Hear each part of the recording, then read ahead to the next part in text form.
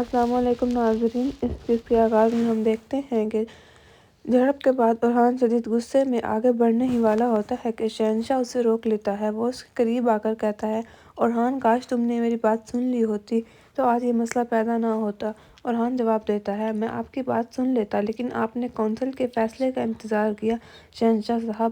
شہنشاہ سردار کہتا ہے، اگر ہم اپنے مستقبل کے مقصد تک پہنچنے کے لیے مختلف راستے جاتے ہیں تو ہمارا واحد راستہ عثمان صاحب ہیں۔ جیسا کہ علاؤالدین صاحب نے کہا تھا، عثمان صاحب بہترین فیصلہ کریں گے۔ یہ سن کر ارحان آگے بڑھنے لگتا ہے تو شہنشاہ اسے دوبارہ روکتے ہوئے کہتا ہے، ارحان تمہارے والد میرے بھائی ہیں اور تم میرے بھتیجے ہو، میرا یقین کرو کہ میں بھی تمہارے لیے بہترین ہی چاہتا ہوں۔ ارحان جواب دیتا ہے، شہنشاہ صاحب مجھے اس میں کوئی شک نہیں ہے۔ یہ کہہ کر وہ تیزی سے آگے بڑھ جاتا ہے۔ خیمے کے دروازے پر کھڑی نیلوفر اسے دیکھتی رہ جاتی ہے مگر ارحان اندر نہیں رکتا۔ اندر علاؤالدین عثمان صاحب کو دبا دیتے ہوئے کہتا ہے، درد بڑھتا جا رہا ہے، میں ماں سے بات کر کے کوئی حل نکال لوں گا۔ عثمان صاحب کہتے ہیں، تم شفا کے لیے مشہور ہو لیکن میں جانتا ہوں تم اس موضوع پر مجھ سے بات نہیں کرنا چاہتے۔ ایک بات مجھے تم میں سب سے زیادہ پسند ہے کہ تم 1000 بار سوچ کر ایک لفظ بولتے ہو۔ بدقسمتی سے تمہارا بھائی میرے جیسا ہے، بے صبر اور ضدی۔ میں اس میں خود کو دیکھتا ہوں۔ علاؤالدین پوچھتا ہے، پھر آپ کو شک کیوں ہے بابا؟ عثمان صاحب کہتے ہیں، بورسا کی ضد بہت بڑی ہے، وہ تمہارے بھائی کی طرف قدم نہیں بڑھائے گا۔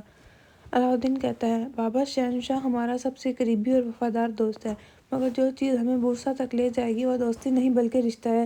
اگر آپ کو میرے بھائی پر شک ہے تو میں اس فرض کا طالب ہوں۔ عثمان صاحب کہتے ہیں، بہت سے فرائض تمہارے منتظر ہیں، میں جانتا ہوں تم سنبھال سکتے ہو مگر مجھے غور کرنا ہوگا۔ علاؤالدین ادب بجا چلا جاتا ہے۔ باہر ارحان تیزی سے گھوڑے پر سوار ہوتا ہے۔ آئیکوت بار بار پوچھتا ہے، کہاں جا رہے ہیں حضور؟ مگر ارحان بغیر جواب دیے روانہ ہو جاتا ہے۔ نیلوفر آئیکوت سے کہتی ہے، گھوڑا لے آؤ۔ وہ بھی گھوڑے پر سوار ہو کر ارحان کے پیچھے نکل پڑتی ہے۔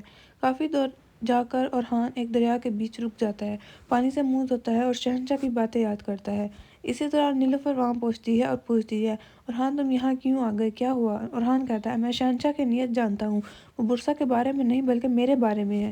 نیلوفر سمجھاتی ہے مگر ارحان غصے میں کہتا ہے، انہوں نے میری طرف دیکھا تک نہیں۔